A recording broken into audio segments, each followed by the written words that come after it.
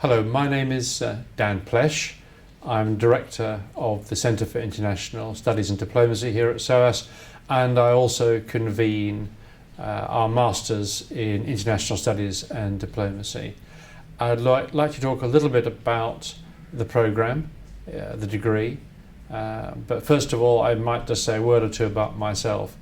I've always had work involved with universities, but I also for some 15 years lived and worked in Washington DC, leading a research and investigative group on nuclear weapons policy, on NATO policy, and I was part of the team that created the ban on landmines, worked on the nuclear test ban, and led to the negotiations now underway for a global treaty on the arms trade.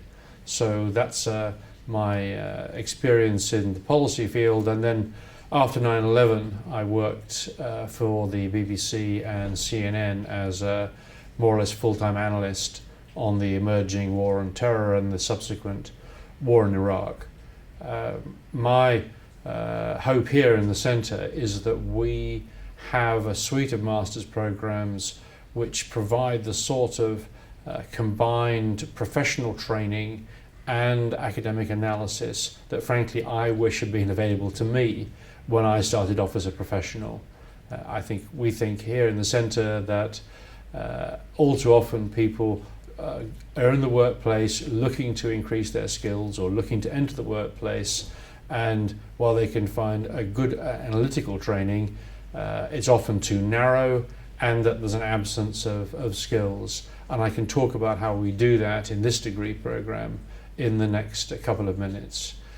First of all, on the academic side, Her Majesty the Queen famously wrote to the London School of Economics asking why they hadn't predicted the financial crisis because her bank went bankrupt. And of course, if she'd written to SOAS, the economics department would have said, well, we told you so, Your Majesty. And I think that's a good example of how you have critical, far-thinking work in SOAS which is highly distinctive, and we bring that together in this programme so that you can study international economics, you can study international law and diplomacy in one programme. And of course that's what you need if you're sitting in a policy desk for an NGO, working for an international organisation or at the UN. You need this range of skills, and the quality of the analysis that one gets into, for example in the security field. How does one deal with the lack of attention in the West to the reality that Osama bin Laden likely launched the attacks of 9/11 in order to trick the Americans into invading Afghanistan so that they could be bled dry as the Soviet Union was in the 1980s? Whether or not that's true, the absence of discussion of that question is one of the deafening silences of the present age. This conflict has now gone on for approaching 20 years. The fact that this might have been a deliberate act to produce the result we are experiencing is one of the issues that we look to debate in our security course and in our consideration of diplomacy. Now, if one moves just from the academic analysis, how do you look to apply that?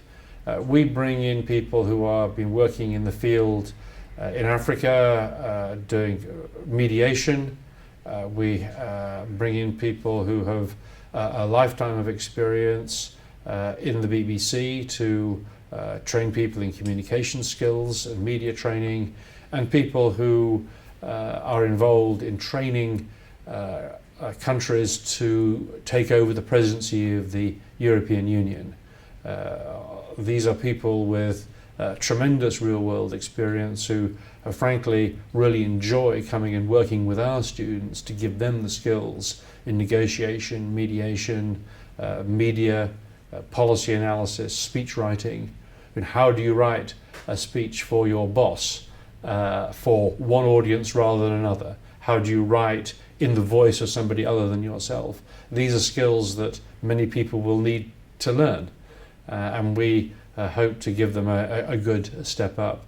Now, alongside of that twin track formal education and training, We also, I think, work very hard at introducing people to the international environment, and if they already have experience, giving them greater experience.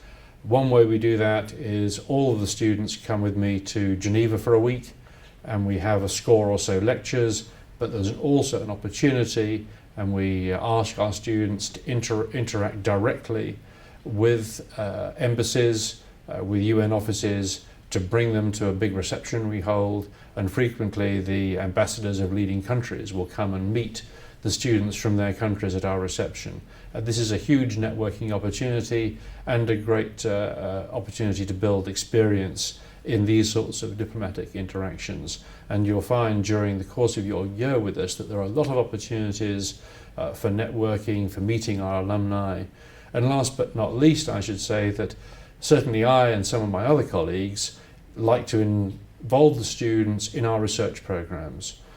We have an ongoing program on the vexed issue of weapons of mass destruction in the Middle East.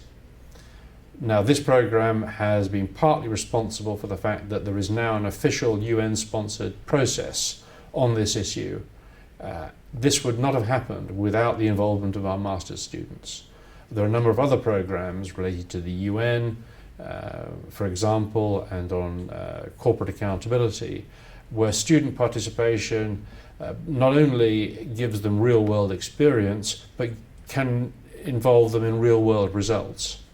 And that combination then of the opportunity to be involved in real interaction, the opportunity for networking, the exhaustive academic analysis and the practical skills, we think provides, if not unique, a rare combination that will be very attractive to many people. If you're interested in the world and in diplomatic affairs, then we'd like to hear from you. You don't need a first degree in the topic area.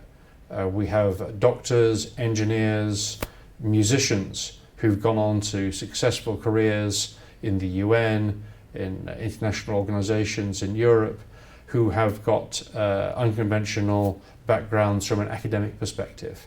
And we pride ourselves in being able to teach people who are intelligent and have got the right intellectual caliber, but don't necessarily have a CV which is ticked the right academic box at BA level. There's too much of a stovepiping in the world and too much of a prohibition on people moving into these areas. And certainly the world needs people with these interests, regardless of what their first degree may have been.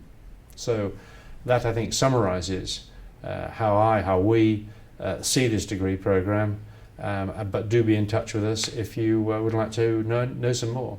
And if you have been, thanks for watching.